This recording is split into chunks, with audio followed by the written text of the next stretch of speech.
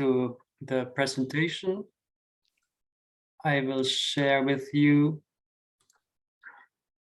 So yeah, this is about pitching. This is about what you can say about your company in a few seconds, a few minutes, or a longer session when you pitch.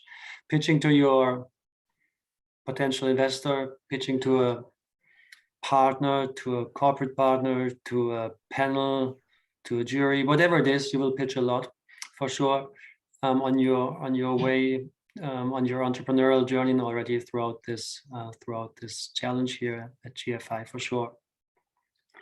So about myself, as Nicole said, I'm the head of the Proveg Incubator. Proveg Incubator is part of Proveg International. So we're an initiative by that international food awareness organization that is all about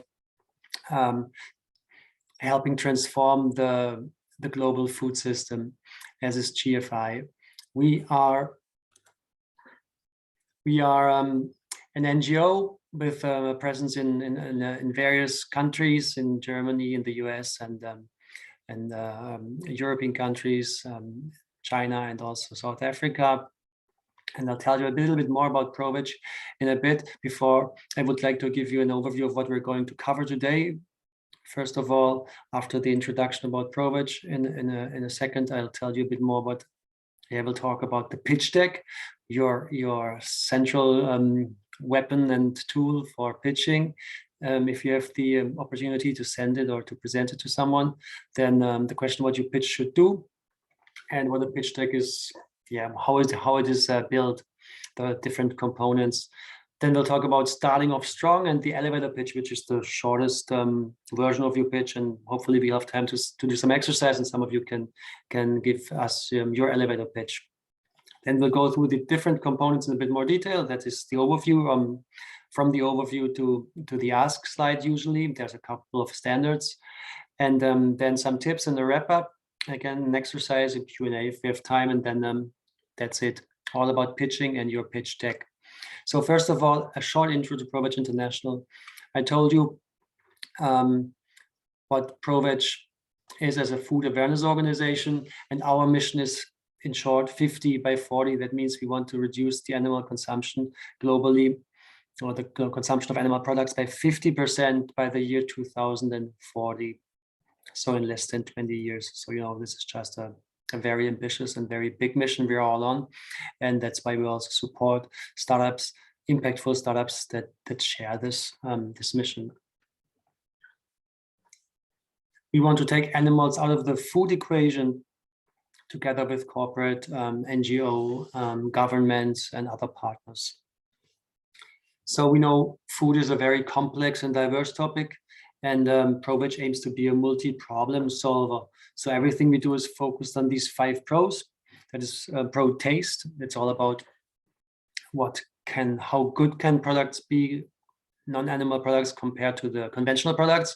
It's all about health issues that are related to a plant-based, and in the future to a cell-based and fermented product-based diet. It's about justice. That is the distribution of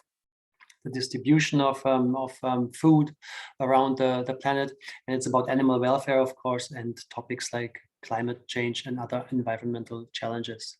You've heard about this before, so I'll keep it short. What we do is a lot of different impactful initiatives. This goes from events like the New Food Conference. This goes into policy work. So we have observer status at the United Nations. We are part of the European Union's Smart Protein project that is about developing the next generation of plant-based products. And we are also very active in the corporate engagement sector, and that's where we work with food producers, retailers, but also startups. And in terms of startups, that's what we do at the Proveg Incubator. We want to create impact at the very beginning of innovation, and that's with early stage food startups. And with startups from all over the world, really. So far, we're just currently selecting our 8th cohort. It will be more than 60 startups that we've worked with. They've raised together more than 230 million euro, and are available in thousands of points of sale, actually. So in the Incubator program, the 3-month program, as you've probably heard of, is an accelerator program that includes expert mentoring, but also funding from our side. We invest as a charity. We can do that now. We've established this scheme, and we are really proud of having invested now in over 15 companies in the last around 2 years. We connect startups with the right industry people, and we also help them to learn from one another, which is really important. So the community of alumni and of each cohort is really something to benefit from as a founder. So that was just a little overview of what Proveg is doing. Now about the main topic of today. It's about the pitch and the pitch deck.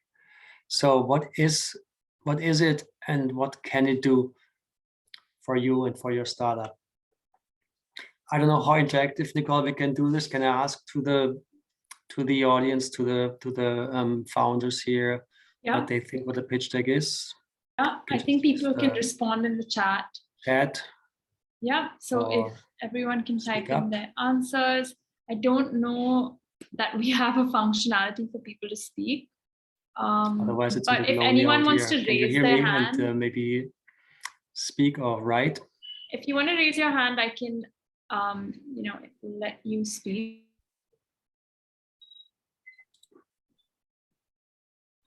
Yeah, Pratik. Yeah. Pratik, do you want to go ahead? Yes. Pratik, hi. Can you say what the pitch deck is for you, or what in your experience is the most important about the pitch deck? Yes. Yeah. So to my mind, pitch deck is basically. We have more people here, so please shoot. Yeah. Yes. Can you hear me? Presentation to pitch idea. Yeah. Okay. So to my understanding, pitch way deck to convey is key information regarding your idea. So it's all about the idea. Pratik, you want to say something as well? Yeah, Pratik is speaking. I don't know if you can hear him, Albrecht, but he is speaking. Yeah. Hi. Am I audible? Yes, I can hear you, Pratik. Okay. So let's see. It is definitely about presenting your team. It's about your product, if you have one, or your product idea. It's about your business model. Albrecht might be having issues. It's your story, and then it's also your idea, of course. So maybe just type. It is to some extent your first prototype, because as you know, the legend is like this. There's that many startups have started with nothing but a pitch deck, and everything else has to follow from there. So this is what the pitch deck all is. And it's definitely about you, your team, your idea, and the business model, and your story, the narrative behind it. What else have you? Overview. Thank you. Yes.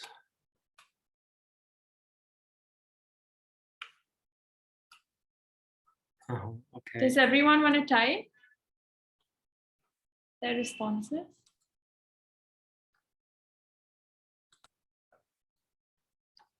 I couldn't hear you, Pratik, but I'll try again to check the speakers here.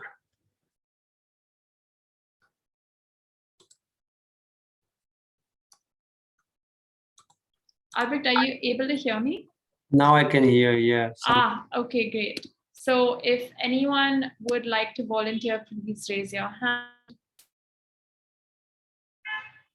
Yeah. So the next question is, what should your pitch do, right? If you have any idea or any suggestion, please go ahead. So we heard what the pitch deck is about. 2 people have something to say. Srirang, please. Hi, am I audible? Hi. Yes, we can hear you. Yes. Great. Now it's working. Answer according to me for this question is to generate enough interest for VCs, funding agencies to have another conversation. Thanks. Rami? Hi, Albrecht. Nice to see you. I think pitch decks should ultimately raise, increase the attention or get the attention of any type of stakeholder, whether it is a corporate partner or just any type of investor, or even a potential client. Thank you. Thank you. Yeah, impress the investors, someone said here. So yeah, these are all this is all a part of it. So it really should make people understand, because when there's confusion or misunderstanding, then your pitch doesn't work. Then it should not only make them understand it on a rational level, on a intellectual level, but it should get people to care about what you're saying, what you want to do, what you want to change, why you want to have money, or whatever you need from the people you're pitching to. And then it should be a call to action. So you want people to do something. So it's not enough to make them just understand and get them to care, but also to do something in your interest. So these are the main components of what your pitch should achieve. And as you know, the pitching is such an important topic and skill for all startups and for all founders. And usually in a startup, there's one or two people that are in charge of this. And it's so important if you look at the space we are all in, the alternative protein industry. This is a GFI this is GFI data from 2020. I'm not sure, maybe Shardul and Nicole, you have data from 21, but in 22 was a record year, and 21 is a record year, and 2022 is expected to be another record year in terms of fundraising in the alternative protein space. And in 2020, it was for the first time $3.1 billion that startups in the space raised. So it's definitely growing, and there are a lot of opportunities, but still it's not easy or just happening. The fundraising is a hard job, and it's a tough thing to learn and to do. So now we go into the pitch deck itself and look at the set of slides that you need to make your pitch successful. And according to the textbook, really like the standard textbook, I would say, in this series, it's called Get Back by Baer and Loomis. They have an overview of 10 components of 10 slides that usually are in your pitch deck. You can also juggle these around and change them a little bit, but usually it comes down to this selection of an overview. These 10 slides are then your building blocks, and you can have more backup slides, and you can have a bit of a variation there. But this and the cover of the pitch deck should be working in most cases, and the cover should be about clarity. It should raise curiosity, and it should be all visually pleasant and inviting, of course. Then when you have your cover and your overview, you talk about the opportunity usually. Why are you in this, and why is it worth being in this? Then the opportunity, for example, in the market, because there's a big problem usually that you want to solve. That's about the solution. Then you show at some point what kind of traction you have gained already. What have you created? What have you done so far that is remarkable, that is interesting to your audience? Then you talk about your target customer or your target market, or both. And then about what the others are doing in the space. There must be someone doing something similar, or at least there could be someone. That's the competition slide. And then, or somewhere else on the way through this pitch deck, you will definitely present your business model, because otherwise you're not a startup if you don't have a business model. So it's really important to clarify how you are going to make money as a for-profit. And then sometimes at the beginning, sometimes earlier, sometimes at the end, you will present your team, because you are the people that are pulling this off. You are the people that are making this happen. And at some stage, at the early stage, sometimes there's only the team that investors can invest in, and they count on you to be able to do this. So your team slide, your presentation of the key people in the startup are really, really important. And also then, usually in the end, there's the ask slide. This is about the use of funds. How are you going to use the money you are asking for? So you should have a clear idea about that, because otherwise, why would you raise $1 million or whatever money, whatever amount you are raising, if you don't know and you can't clarify how you are going to use it? So you have the cover that should be appealing and convey clarity. And then you want to start, you want to start off strong. You want to get the audience's attention at the very, very beginning. And you can do so with a good story. You can talk about something personal, something that happened to you, that was your motivation to start this whole venture. It could be something that happened to someone in your family or your partner or so on. It could be some surprising statistics, some data that is really like creating a wow effect because people didn't know that. And you just pointed to it, and then you can tell why it's so important. It could be an illustration, whatever suits the purpose here. It could be an analogy or a question to the investor, to the audience, to whoever you're talking to.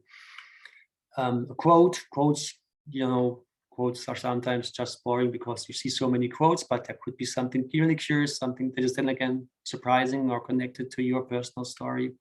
Or it could be a video or photo that makes sense depending on the context.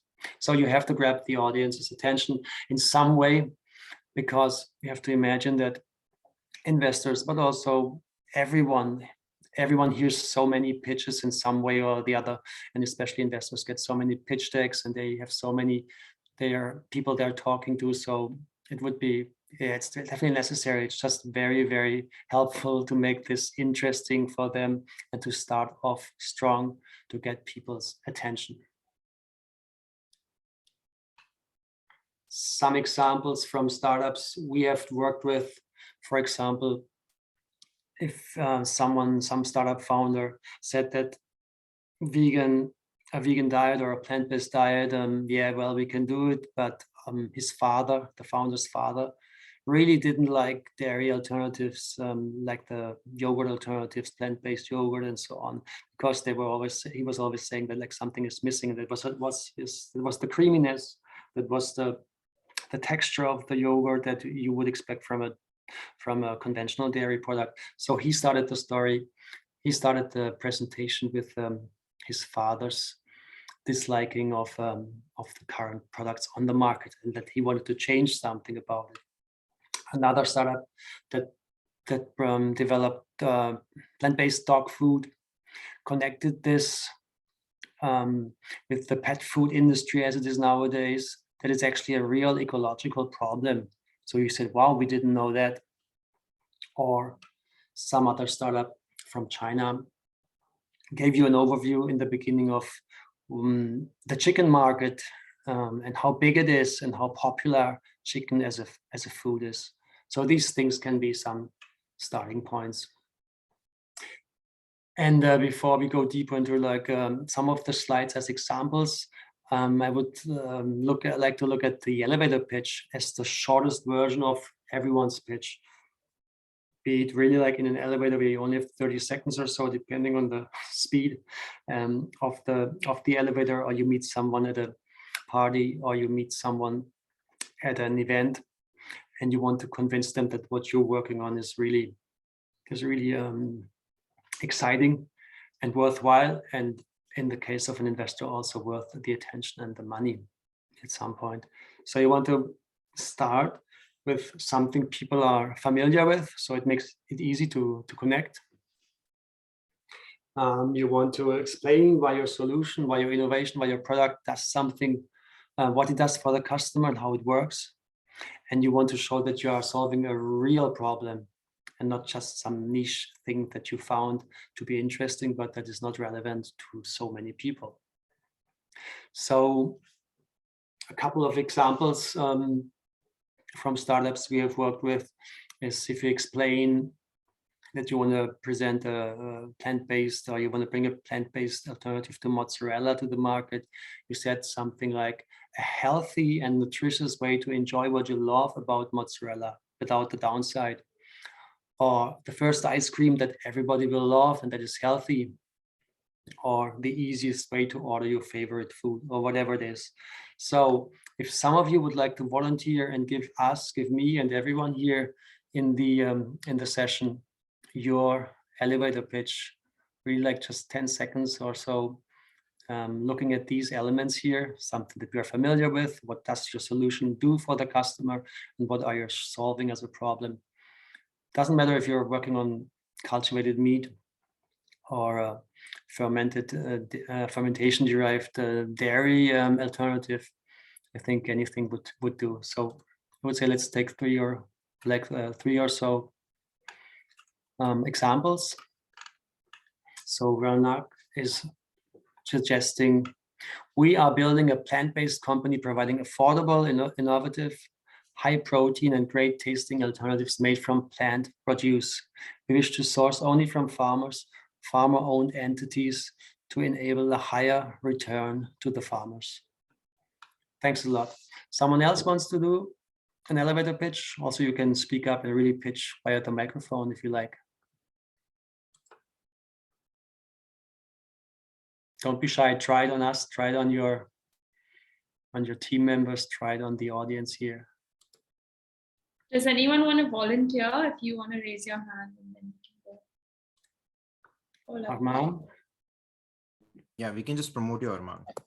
All right. So we are building a biomass fermentation-based whole-cut crab meat alternative that is even better and higher in protein as compared to regular crab, and a lot better than the crab sticks that you get in the market.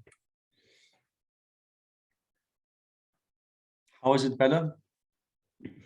Firstly, the strain of mycelium that we're using, it has medicinal properties which are neuroprotective, hepatoprotective, and cardioprotective.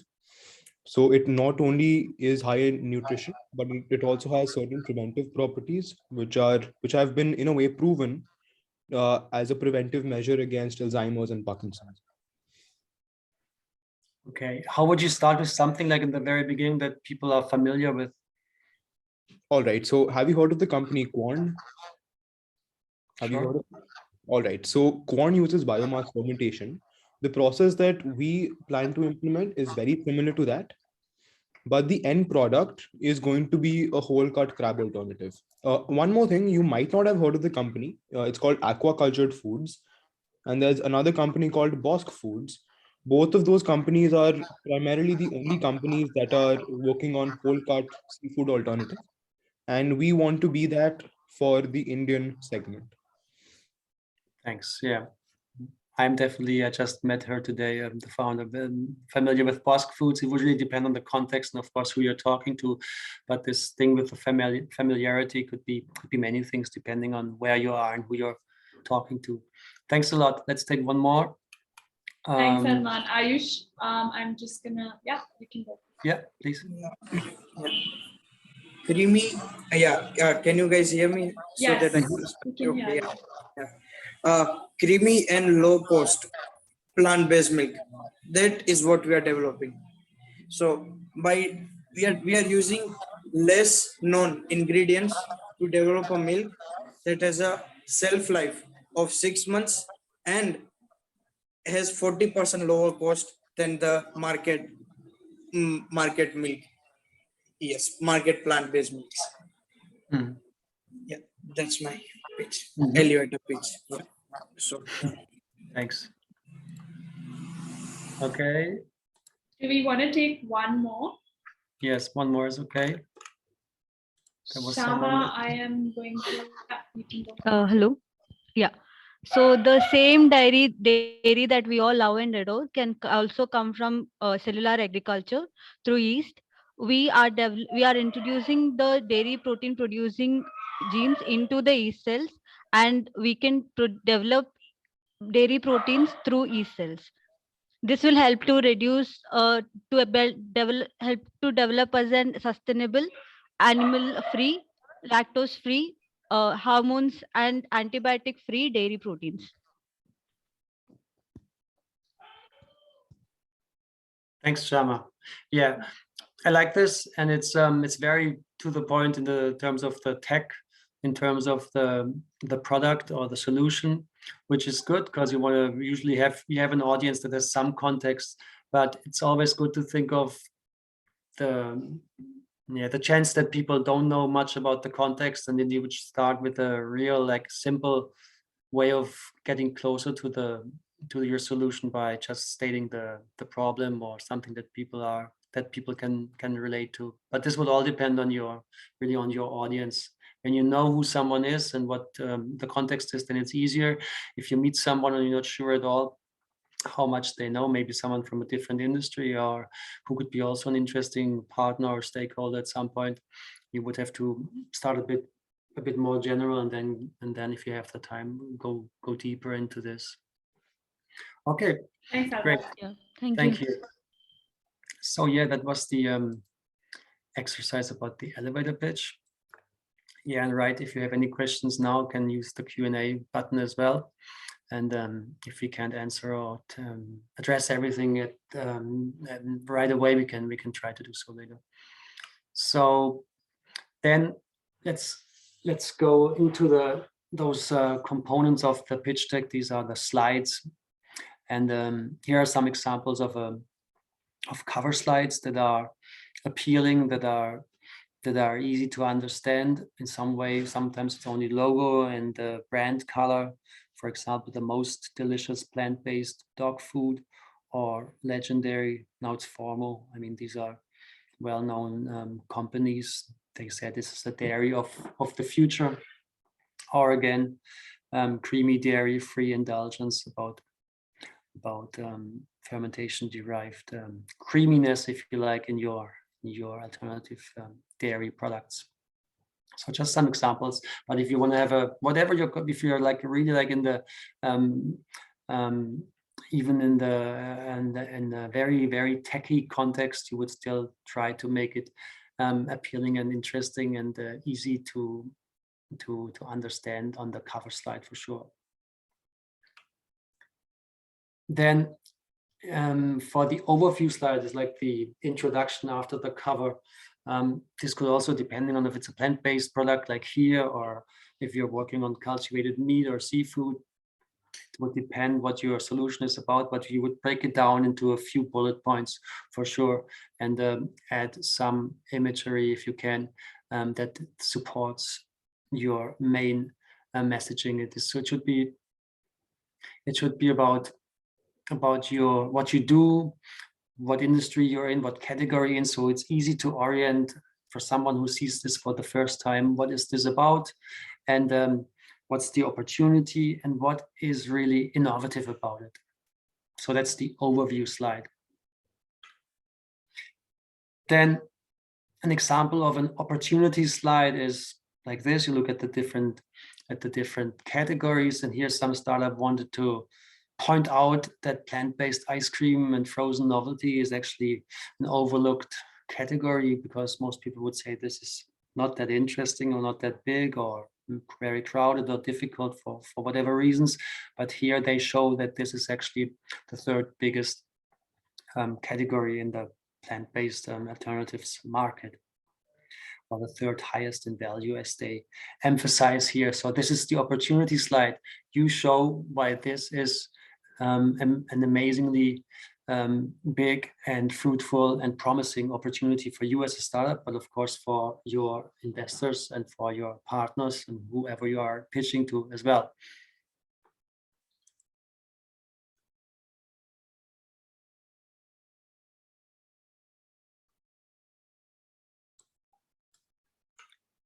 Then the problem slide. Now this is really, especially when you're in a context like this with GFI or Proveg, you are in a way on a mission. That doesn't mean that you are not building a solid business, but you have a real motivation for something that you want to change. In this case, transforming the food system in some way, contributing to this change towards alternative protein. And the problem slide should really capture this, that people become aware of, that there is an actual problem, something that is wrong in a big market, not just in some small category or some niche.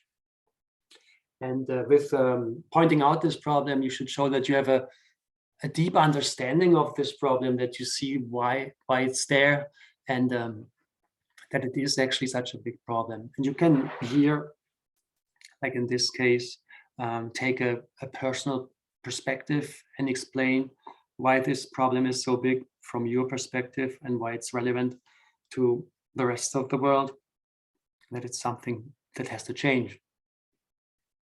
And you can say how it is currently addressed, if at all, and then later on you would come to the solution how it should be addressed. So the problem slide is really difficult because it's not that easy to say something that is to point out what the problem is and how you can address it. But here you can already mention that there is a product like yours or a solution like yours that could make a difference. So the problem slide is of course followed by and connected to the solution slide.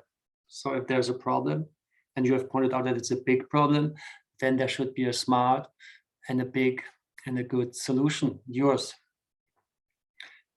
It should be surprising, or it should be magical if you can, but it should definitely be scalable and awesome, if you like. It should be awesome, like mushrooms will save the world in this example, because of their nutritious benefits, because of their sustainability, whatever it is, you can point it out. Don't make it the bullet point page. Don't make it a bullet point slide. This should be something that is appealing, that is convincing with the image and the message at the same time.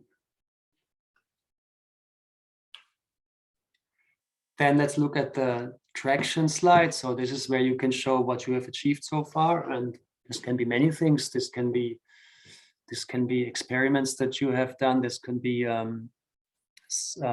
launches if you have launched a product, or this could be fundraising that you have achieved, or being part of GFI's program. So many things could be presented here, and it's important that you make understandable how you've done, how you've gained traction. So this is about significant progress, about the milestones that you have achieved, how you gain momentum, and how you're growing, and what your strategy is about this. Like, this could be a journey like here, could be any kind of presentation that is easily understandable and that shows that you are on the way to something, that you are making progress, that you are on a journey that makes sense, and that is positive.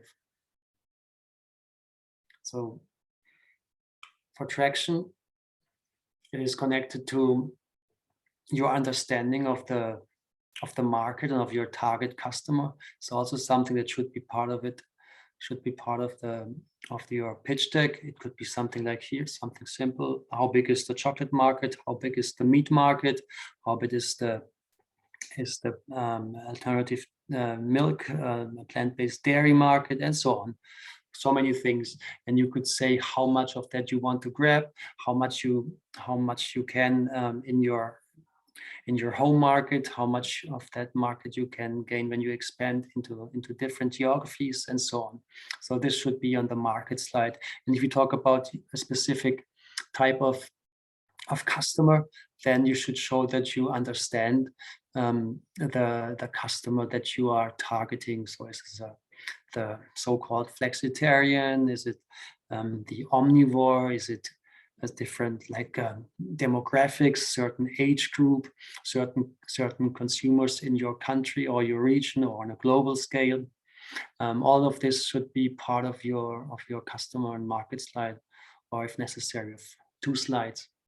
So you define the market, you can define what kind of revenues are to be expected and how you will reach your potential customer, or if you have one already, how you're doing there.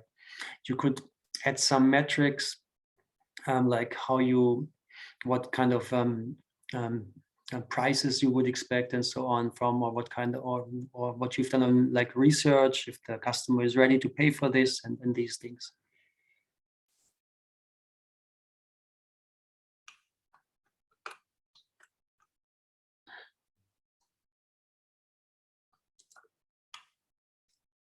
Yeah, I have seen that there's a bit of a discussion going on with between some of you and Shardul.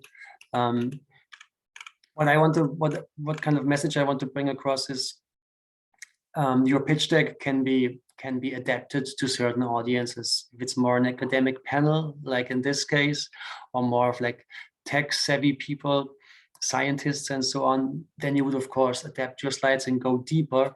But the basic mechanisms and the components will always be similar. And an elevator pitch works for everyone. That's just how people are.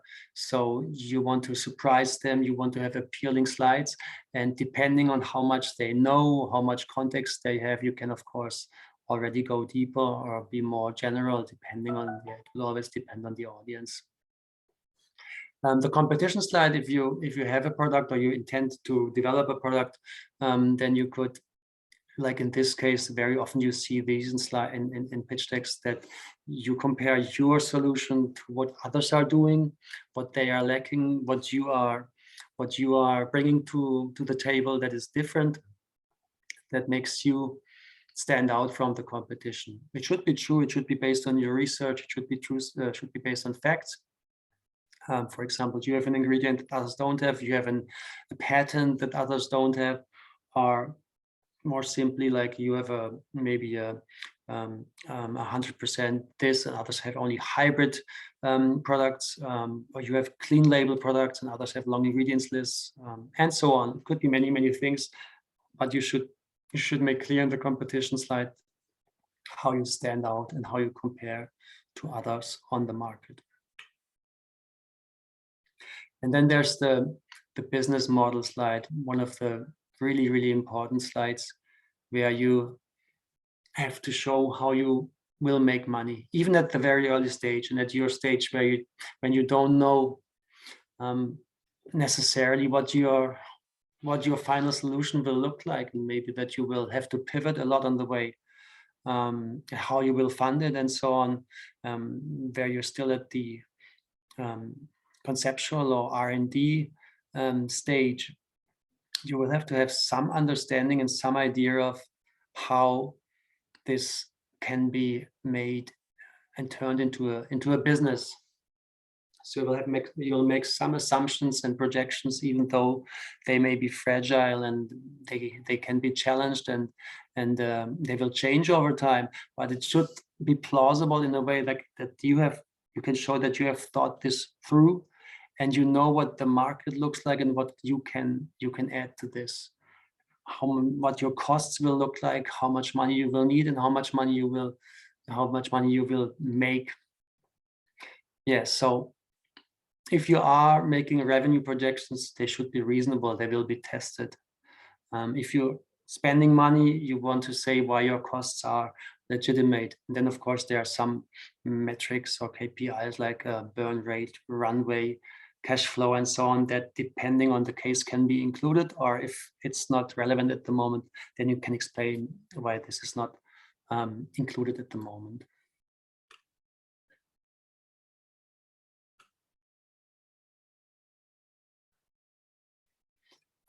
Akshay is asking, what if my go-to-market strategy is intentionally aggressive, but milestones might need 25 to 30% more time to be achieved? Over-promise and under-deliver, or vice versa with VCs?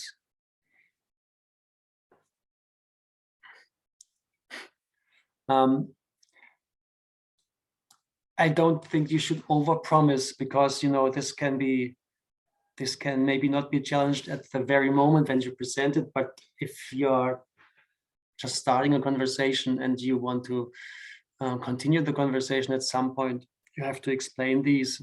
And if you are not plausible then, or you can just not deliver, then it's probably, you will not be taken seriously.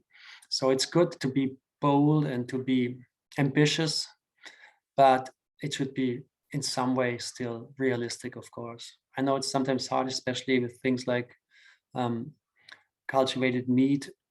where it takes where the timelines are really long, but you'll talk to people that are aware of these problems and of the challenges, and they will understand at some point when you are just trying to sound strong and you are not.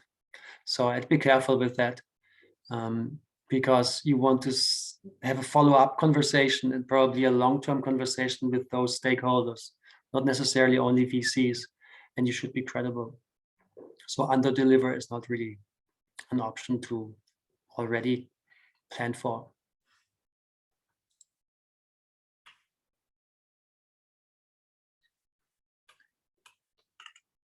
Yes, regarding the currencies, Shardul mentioned this here. Of course, we have Euro examples, USD examples.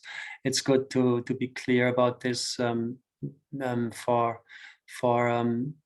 if you're interested in a more international context, then USD would be very helpful, because it's sometimes hard to do the calculation from rupees to other currencies for foreigners. So yeah, the business model slide, it can also look like this. You just, if you have a real business already or something that is growing at the moment, you just put a couple of metrics there that are important, key metrics like gross margins, customer retention or so on, or customer acquisition cost. And this is one way of describing your business model. And then the team slide. The team is, as I said, that's what you are, that's what you have. So you should not make it too complicated. People can look you up on LinkedIn or wherever they find you, but you should explain why you and your co-founders are the right people to pull this off. And it's always nice, of course, to have, if you have some investors or mentors on board already, to mention them. If you have someone supporting you, some advisors that are from the field, that have a certain background, like this, you can complement the team with other people around you in your network that can make all the difference. So don't spend too much time on it, like explaining all the different experiences and like milestones that people have achieved.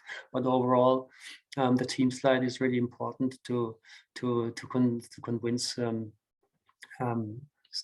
investors, stakeholders, especially at the very early stage, because you have to prove that you are able to get this to the next stage, because there will be so many challenges. Yeah, you can't overestimate, I think, the relevance of the team for a startup. And last but not least, you say something, as I said in the beginning, about the use of funds. You will raise a certain amount of money, like you need 500,000 pounds or euro or USD or whatever it is. And ideally, you say how long and where this will take you, and how you are going to use the money. For example, you should say that this is for hiring the right people, this is for investing in your R&D, or in your product development, and so on. But it shouldn't be too detailed, but you have to break it down into the main components. And you should probably not say that this is about like paying your first salary, and that's why you need a certain part of the money.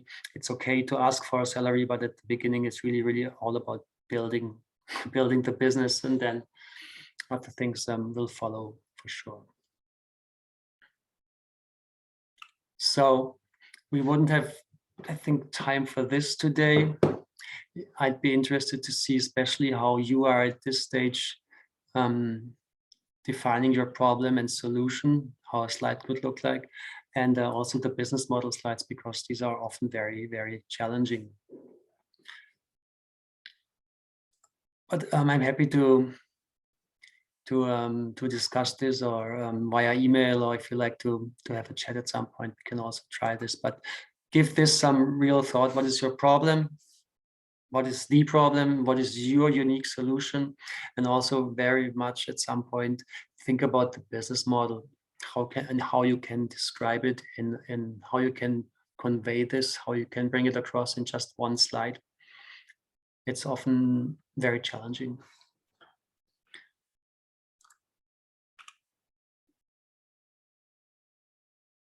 Someone's asking about, Arman is asking about patents, IP. This can definitely be included in the slide deck, in the pitch deck. It should be, for example, when it comes to the traction, when it comes to your milestones, your IP strategy should be part of it for sure. So to wrap it up, as a conclusion here, you should always be able to explain, be it in the elevator pitch and the very short pitch at an event, at a convention, in the actual elevator, or in a longer version when you have time, 5 minutes, 10 minutes, or even more with someone that is relevant for you, someone you want to convince. You should always be able to explain, why are you doing this? Why it should be you doing this? And why are you doing it now? This is what it's really in the end all about. And you have to have a very convincing answer to all of these, and your pitch deck and your slides should always underpin these arguments. A few final tips for content. You want to script your pitch if you can. You don't have to learn it by heart, but you should know it because you've scripted it and you know the flow of the story, and then you practice, practice, and practice for sure. There's never enough. You use the visual elements smartly, not too many, but also you will have to use photos and other elements for sure to make it more appealing. You don't want to have like slides full of bullet points and just text. Just find out what the critical information is and focus on that. And you'll have a set of slides that will be adapted to each audience, but also to your strengths and to your weaknesses. Depending on what you have there, you will focus on one thing and maybe then emphasize that and not so much look at the other. That's what the question was about, maybe a bit about under-delivering. You shouldn't aim at under-delivering, but if there's something where you're not that strong, then of course you will not point it out so much, but you will focus on something where you are really strong. So that's on content. And then on delivery, it's about speaking in the right pace. So you don't want to rush. And you know that your voice is your instrument. So make sure that you use it in the proper way and that you come across also in this way personally. You use pauses and you know how to use them with intent. And you emphasize on things that are relevant, and you can look at those with more, take a bit more time for certain stuff, and then move on to the next to keep this all together as a storyline. And when online, don't do like I did. Try to be sure that your sound system is good and that there are no issues with that. So test this at the beginning. So because this can be really, really irritating when your headset is not working, or your light situation is bad, or the background is not right. So these things can be really distracting when you want to have people focus on you and your pitch.